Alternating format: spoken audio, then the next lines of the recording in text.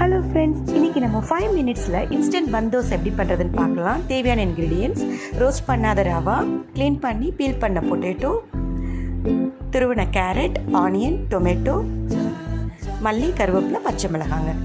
நம்ம ரோஸ்ட் பண்ணாத ரவா தனியாக எடுத்து வச்சுருக்கோம் இல்லையா, ஃபஸ்ட்டு அதை மிக்சியில் ஆட் பண்ணிவிட்டு அந்த ரவாவை மட்டும் தனியாக கிரைண்ட் பண்ணணும்.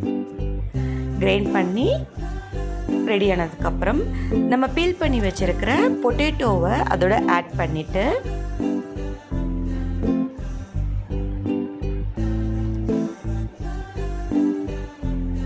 ½ கிளாஸ் தண்ணி மட்டும் ஆட் பண்ணிக்கலாங்க. அந்த பேட்டர் கன்சிஸ்டன்சிக்கு தண்ணி ஆட் பண்ணிவிட்டு அதையும் சேர்த்து இப்போ கிரைண்ட் பண்ணிக்கணும். இப்போ நமக்கு பேட்டர் ரெடி ஆகிடுச்சு. இதோட சேர்த்து நம்ம ரெடியாக வச்சுருக்க எல்லா இன்க்ரீடியன்ஸையும் ஆட் பண்ணிக்கணும். ஆனியன், டொமேட்டோ,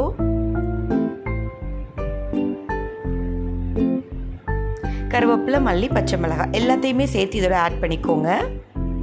ஆட் பண்ணி நல்லா இதை மிக்ஸ் பண்ணிக்கணும். துருவின கேரட்டு இதோட சேர்த்துக்கோங்க. தேவையான அளவு உப்பு,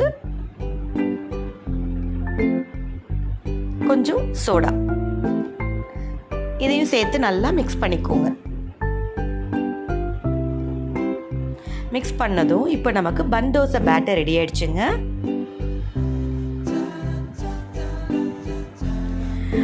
நமக்கு வீட்டில் தோசை மாவு இல்லை அப்படிங்கும்போது சடனாக என்ன பண்ணுறது அப்படின்னு பிளான் இல்லாதப்போ இன்ஸ்டண்ட்டாக 5 மினிட்ஸில் இந்த பன் தோசை நம்ம ரெடி பண்ணிடலாம்.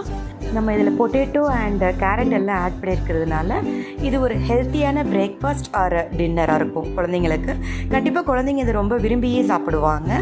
பன் தோசைக்கு டொமேட்டோ சட்னி நல்ல காம்பினேஷனுங்க.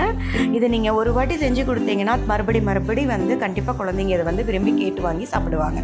ட்ரை பண்ணி பாருங்கள். ட்ரை பண்ணி பார்த்துட்டு எப்படி வந்துச்சுன்னு கமெண்ட் பாக்ஸில் போடுங்க. தேங்க்யூ ஃபார் வாட்சிங் ஃப்ரெண்ட்ஸ். மறக்காமல் நம்ம சேனலை லைக் பண்ணுங்கள், ஷேர் பண்ணுங்கள், கமெண்ட் பண்ணுங்கள், சப்ஸ்கிரைப் பண்ணுங்கள்.